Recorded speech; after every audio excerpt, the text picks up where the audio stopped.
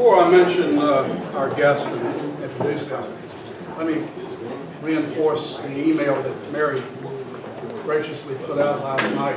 I talked to Elizabeth Crawl a couple of days ago, the day before yesterday, and she's had a difficult time, it turns out. I guess Ken's estate and so forth is complex. He was involved in so many organizations, she's having difficulty pulling it all together to get the obituary right. So, but it has been tied down that his funeral service will be Sunday week at 2 o'clock at the King's Grant Presbyterian Church. And Joe Mulcairn has graciously indicated he'd say a few words on behalf of the club. So we want to make a good showing, of course. Ken was dear to all of us. And anyway, that's the latest. Yes, Pete?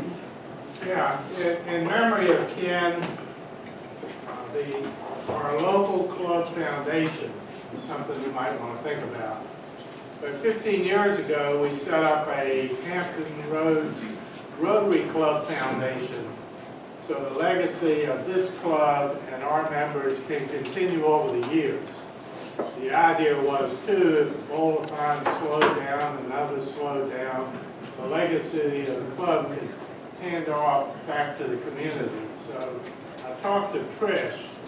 If you want to do a memorial for Ken, for any reason for that matter, if you make a check to the RCHR Foundation, she'll know that goes to this club. So in honor of Ken, in memory of Ken. Good, thank you, Pete. Obviously, WHRO is going to be there at the funeral as well. Remember how many years he worked there? Oh, I'm sure. Yeah. Right, just alert you. Okay, with pleasure, I'd like to introduce our speaker this morning, a very accomplished young man. He has a bachelor's degree from Norfolk State and a master's degree from NC State. He specialized in microbiology. His title is Vector Coordinator. What that means is anything that may transmit disease from animal to human, that's his concern. He's worked for the National Institute of Health, and he's going to present us an update on the Zika situation, which is certainly forefront in the news these days. So without any further ado, George Kahn, welcome to the Rotary Club. Come to mind, but this presentation might give you a clue. Yeah. We're talking about mosquitoes. They're everywhere. We have about 3,200 species of mosquitoes. They are very diverse, as you can tell. In the US, we have about 170 species. If we come down to Virginia, there's about 30. As we get into the Norfolk area, you kind of limit down, we're about 10 that we see on a rotation. There's a few that we see ever so often. These mosquitoes can carry, a variety of disease. Some of the popular ones that we're familiar with, we have malaria, Eastern equine encephalitis, West Nile virus are some of the famous ones. But we also have a lot that we're not very familiar with, chikungunya, Zika virus, to name a few. So, we'll dive right into Zika. You hear a lot about Zika, and when you think about it, when you look at the articles, you realize there's a lot we don't know about Zika. And one of the reasons for that is, prior to the current outbreak, Zika has never really killed anyone. And that's the reason why we never paid attention to it. It was like getting the flu. Very small, very mild symptoms. Within a few days you're over it. So we sort of overlooked it. We figured out, we first identified Zika in 1947, doing studies in monkeys. And they were looking at yellow fever when they realized that something was a bit different here. Zika virus is very, very close to yellow fever and to dengue virus. However, it's that slight, ever so slight difference that make it very unique. You don't have a lot of the symptoms you have with yellow fever or dengue, but there are other things that Zika is able to do that the other viruses are not able to do. Prior to May 2015, there were a few sporadic outbreaks of Zika, but like I said, No one was ever in, there was no death affiliated with Zika, so we just sort of overlooked it. Then, all of a sudden, in May 2015 in Brazil, we had this huge outbreak of Zika virus. Initially, there was no sort of red flag. And all of a sudden, we started seeing that babies are being affected. And they couldn't figure out. To this day, we don't know exactly how Zika virus is doing what it's doing. There's a lot of unknown. But when you take a look at this map, you have to be a bit cautious because this is the latest update from CDC. These are all areas where local transmission is taking place. However, the map is a little false because when you think about it, the entire United States is covered. We don't have Zika transmission in the entire United States, we just have this small area in Florida. And I'll fill you in on that. How exactly is Zika transmitted? A lot of people ask this. The mosquitoes cannot transmit, or the mosquitoes cannot spread the disease over large areas. The mosquitoes that can transmit Zika have a very, very narrow range. CDC is sort of estimating it to be about 250 meters. That's not a lot. What's moving the virus is the bee. In order for the entire cycle to start, you need to have an infected individual. Someone with Zika virus, the virus has to be present in their blood. They get bitten by a mosquito. These mosquitoes can spend their entire life in a single home or very small neighborhood. Once the mosquito picks up the virus from someone, then it will transmit it most times to family member or people living in close proximity to that home. How the virus spreads is when these people now will go out into the open.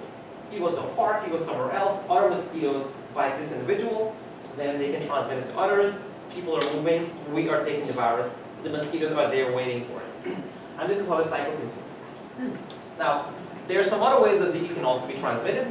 It's one of the unique viruses that can travel from a mother to an unborn fetus.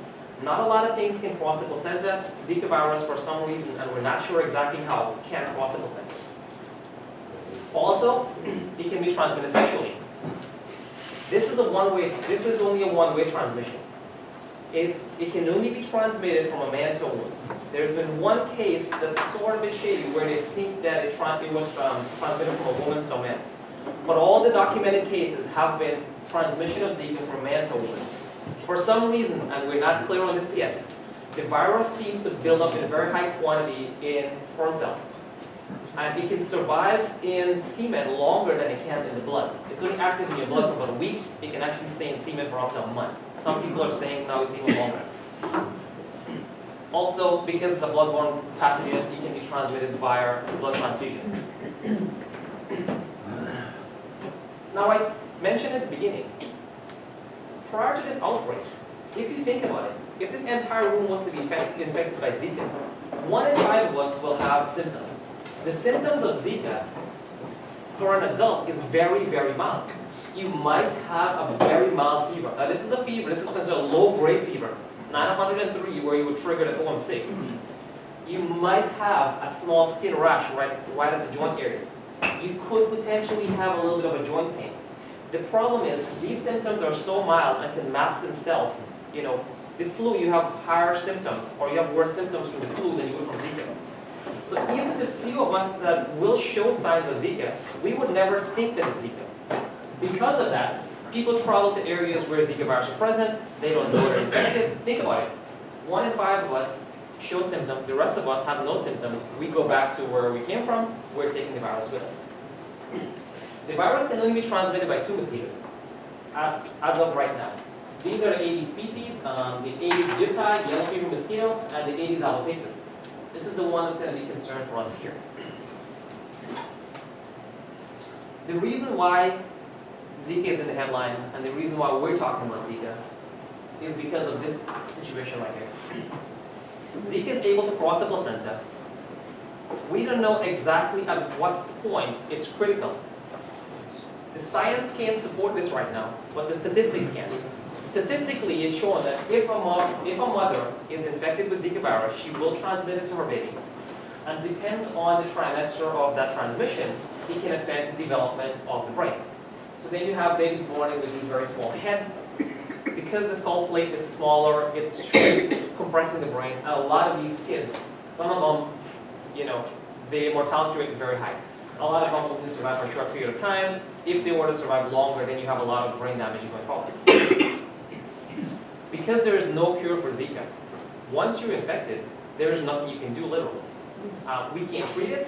It's just a matter now of what can we do and at what stage of pregnancy you're at. For the adult population, unless if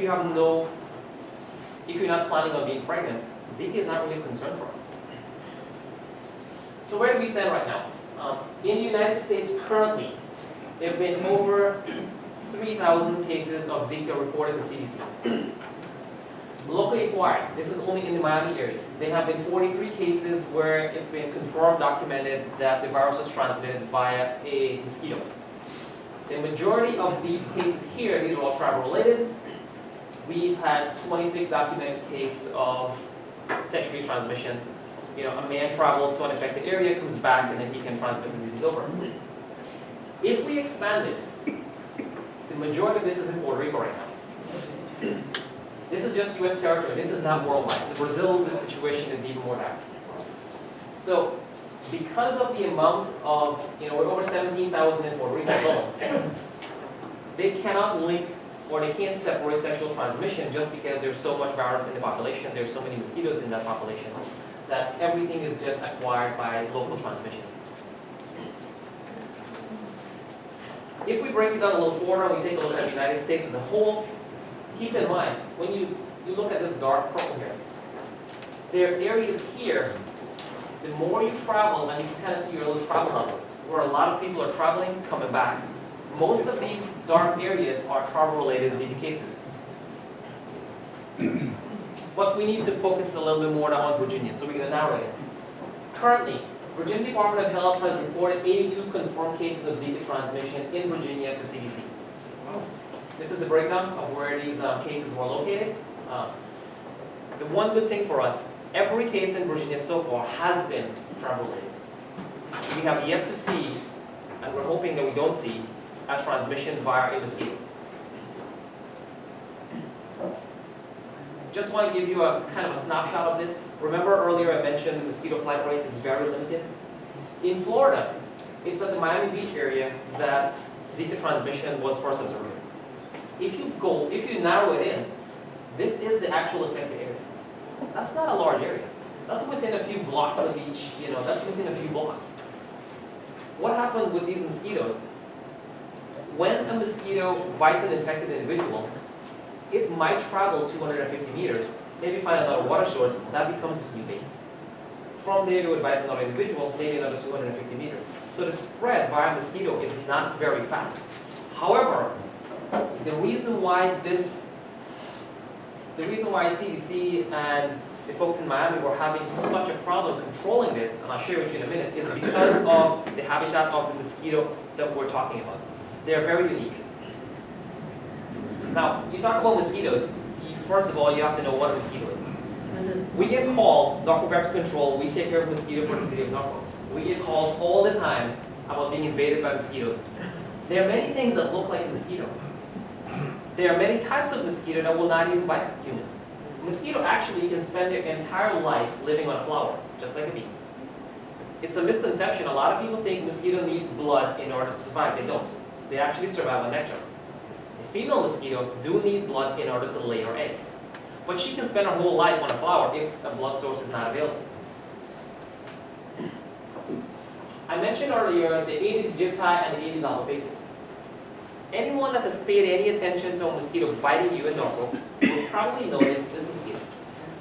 If you look at it just before you smush it, it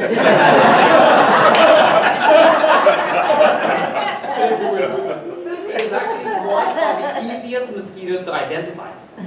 It's the only mosquito we have. It's small, it's very, very dark, like a black mosquito, and it has this perfect band on its legs. These fellows will bite you at any point of the day. These mosquitoes, both the aegypti and the albopictus, are what we call daytime biters, or daytime feeders. They have changed the misconception we had about, when back in the days they would tell you need to take protection in the morning and after dusk. No. These guys are active all day long. Because of their habits, the Aedes aegypti which luckily we don't have in Virginia because it cannot survive the winter in Virginia. This is the mosquito that's very capable of transmitting Zika. This is the mosquito that's been linked to all the transmission so far. The reason why we talk about Aedes albopictus, it's very abundant in this area. And under ideal lab setting, it was shown to have the capability of transmitting Zika. In the wild right now, there's not a lot of evidence to support this mosquito transmitting Zika, but they know that it can. It has the possibility is that it can. Here's the big difference. This guy right here exclusively feeds on humans. They love humans. They live in your home, they live close to your home, and they're called sit biters. Meaning if one of them was to come in this room, it will bite one individual, draw a little bit of blood, bite another one, bite another one, bite another one. It's one of the few mosquitoes that will do that.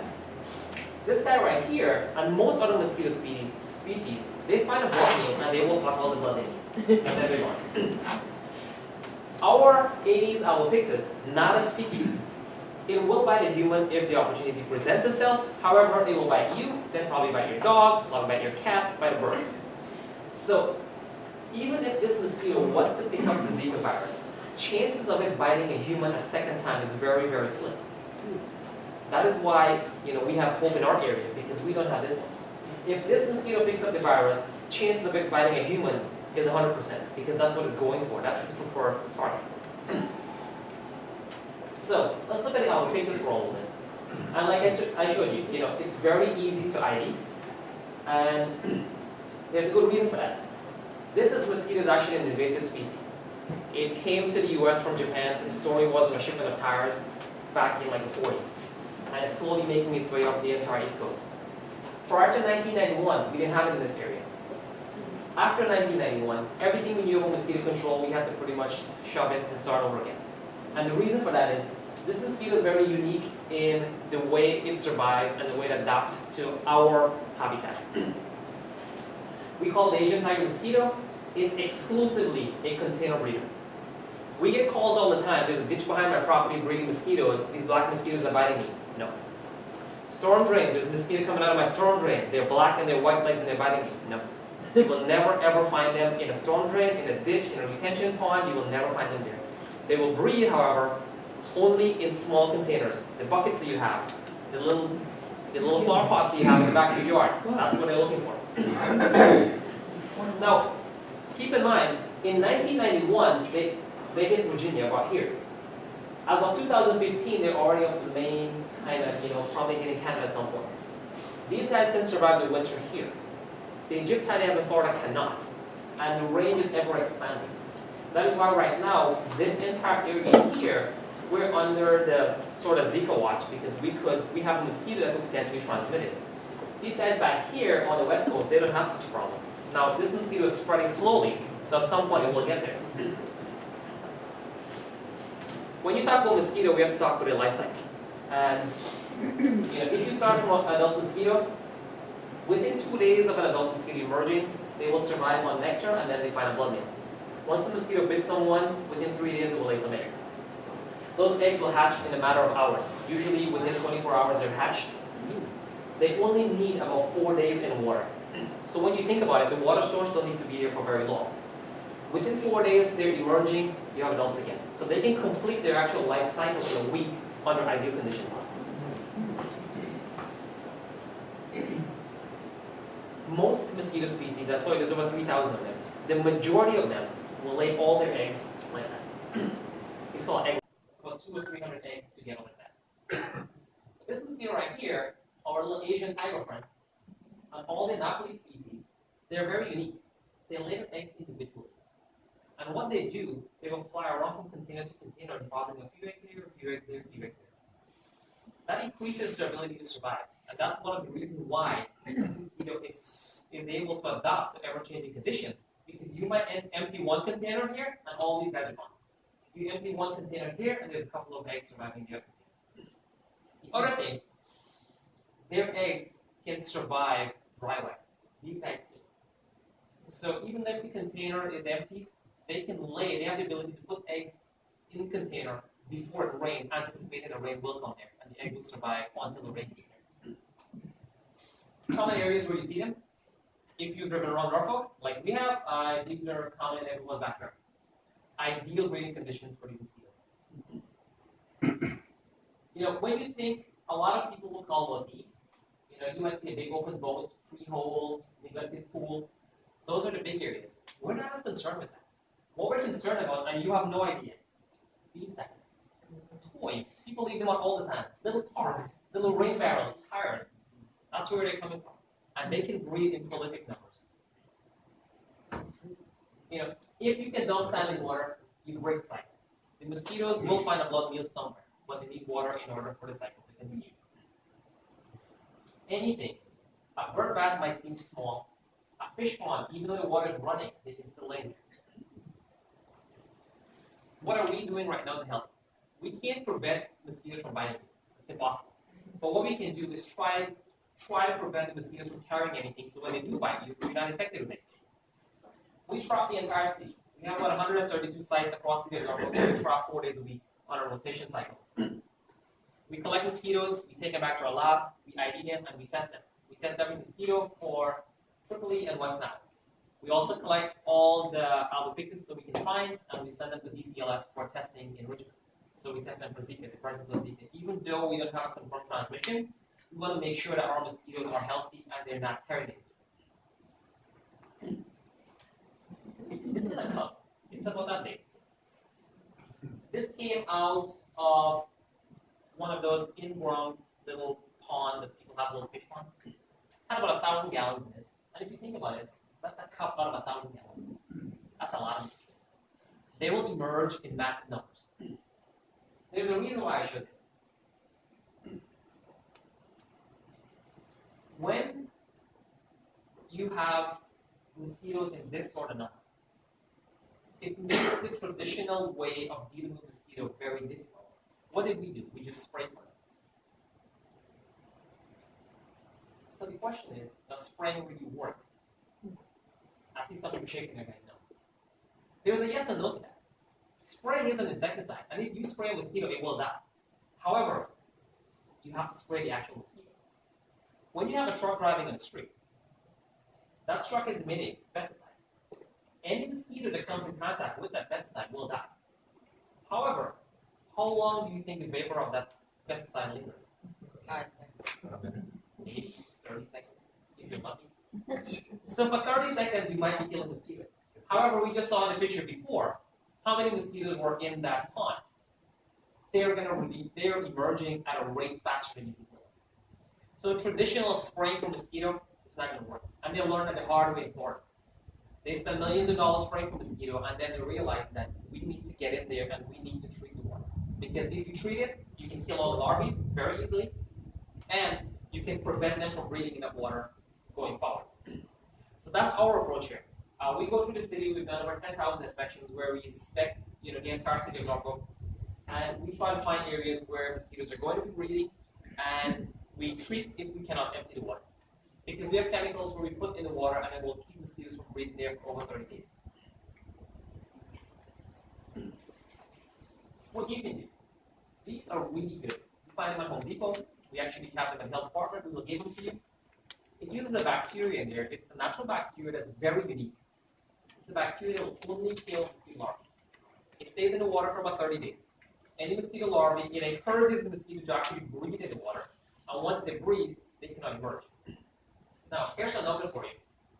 One mosquito at 2 days old can deposit about 300 eggs. That 300 eggs will emerge in 7 days. At day 7, you have 300 mosquitoes. But at day 7, day 1 mosquito is laying 300 eggs. At day 14, you have 300 mosquito laying 300 eggs. Plus day 1 mosquito laying again. But at day 7, mosquito is emerging. And you can kind of see where this is going. Yes. The numbers get, that is why we focus exclusively on treating the water source. We have done that exclusively this season. We've sprayed when need be, but we've reduced spraying and we've focused entirely on treating. And I can guarantee you, mosquito numbers have never been as low as they have in Norfolk historically. What we're seeing is pockets of mosquito. People breeding in the yard, biting them. We're not seeing the mass, where you have entire neighborhoods of run with mosquito. We're not seeing that anymore. People will travel. After I tell you all of this, you will still travel at some point. Now, for the majority of us traveling to a Zika infected area, not that big a deal. If you're pregnant or if you're planning on being pregnant in the near future, you should be of some concern. CDC is advising against it, but people still travel anyway. There's a bit, you want to take precaution when you get up there. Because if you travel, you will get bitten by mosquitoes, no matter what precaution you take. And you just want to be aware. They'll recommend for you to speak to your doctor. Now, there's not anything your doctor can do except tell you to take precaution. Because once you pick up Zika virus, you can't treat it. How do they know you have Zika virus? Other than those little signs. They don't. So when you travel to an affected area and you come back, you will go to your doctor and you will say, hey, you know what, I've been itchy and I traveled to Brazil and I have a slight fever. They will match the sign and then they call the health department and say, hey, you know what, we have someone who just traveled and it's showing some signs of Zika, can we test it? This is the treatment. That's it, no treatment. That's it. But this is, yes. How long does the Zika virus stay in your body? Is it forever, or is it? No. Is that a life cycle? So we're still trying to figure out all the details. And we know for right now, it's active in your blood for about a week. So when you come back, you can technically transmit it for a week. However, it's staying in sperm cells, in semen, for up to a month. So we're not sure why it stays in one part of the body longer than in the actual blood. So if you were a young girl and you got bit by a Zika virus, a couple of weeks later, if you got pregnant, you would be okay. Yes. CDC is asking right now for women to wait at least a month. And if you're a man, to wait at least 3 months, 3 to 6 months, because of this, the virus staying in semen for longer. So, I told you to take protection. Here's a trick question for you. What do you think is the best mosquito repellent in all types of them? 40 D's what I use. That'd be a trick question for you. It's actually the one you use. They all will repel mosquitoes. The reason why I put this slide up here, and some people said DEET. We don't buy mosquito repellent, you leave it home, you go outside, do some yard work, you cut the grass, you don't think you need repellent. That's when you will get bitten by mosquitoes. But this is critical. You need to plan, type of mosquito repellent needs to match what your activity is going to be. If you were to use 10% DEET, yes, it will repel mosquito, however, it will last for about an hour. So keep that in mind. When you're going out there, if you're going to go for an 8-hour hike, using 10% or 20% DEET is not going to work because it will protect you initially, but it wears off really fast. Or keep in mind, if you're going to use 20% DEET, every 5 hours you need to reapply. So all the mosquito repellents will work at repelling mosquito. Keep in mind there's a time limit involved.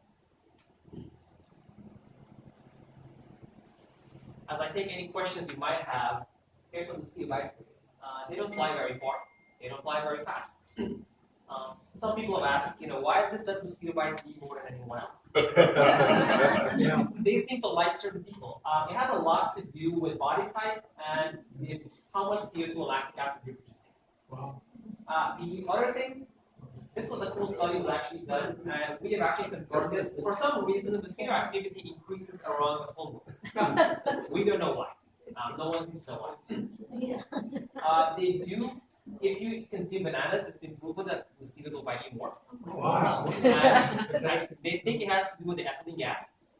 Because you eat a lot of bananas, the ethylene gas that actually comes out of your pore. It's kind of like garlic. And they tend to be attracted more to blonde than brunettes.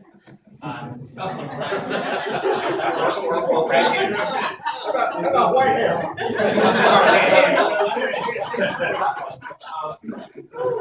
Here's a good one for you. A lot of people use citronella candle. Yeah. Why is it the mosquitoes don't like citronella candle? They can't smell it. You smell it. It actually irritates their feet, and they don't like their feet being irritated, so they go away. Or they fly around. Or they don't come back anymore. They're actually attracted to the odor that we use to trap them. They're actually attracted to stinky feet. And that's the reason why, if you notice, you always have big on your ankles. I don't know if you've noticed that. The attractant that we use to attract mosquitoes, especially these 80 species of mosquitoes, actually smell like really bad feet. That's why they're attracted. That's why I was thinking. Yeah. You had those donuts You said, are they okay with birds and, you know? So the good thing about that, those donuts, they're chemical free. It's a bacteria called BTI. It's a natural bacteria found in the earth. And they're recommended. They're in some parts of some countries they actually use it in water collection barrels because it won't affect you. And it's safe in bird baths. It's actually safe in fish pond. You can even put it in your aquarium. Perfectly fine.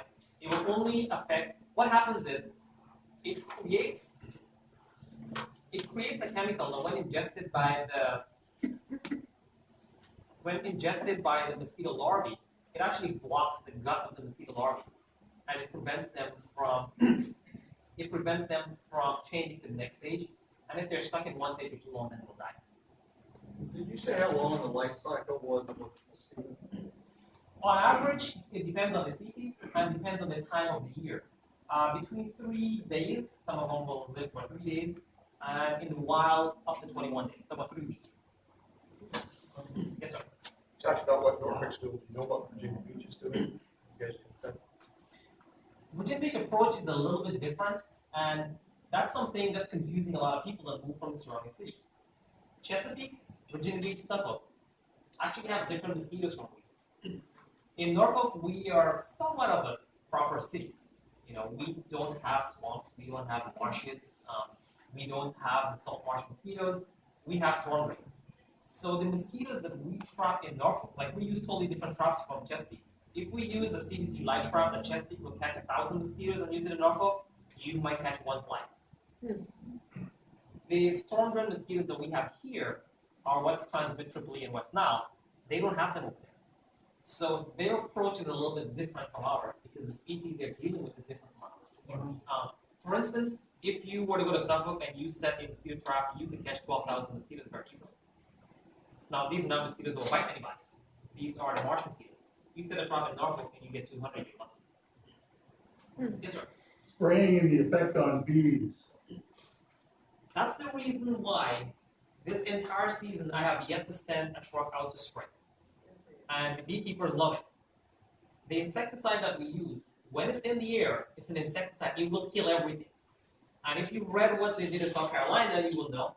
Because they had the bright idea of spritzing the entire area with aerial spray, and they kill about 2.5 million bees. So they are insecticides, and if you use them incorrectly, they will kill bees. George, thank you so much. We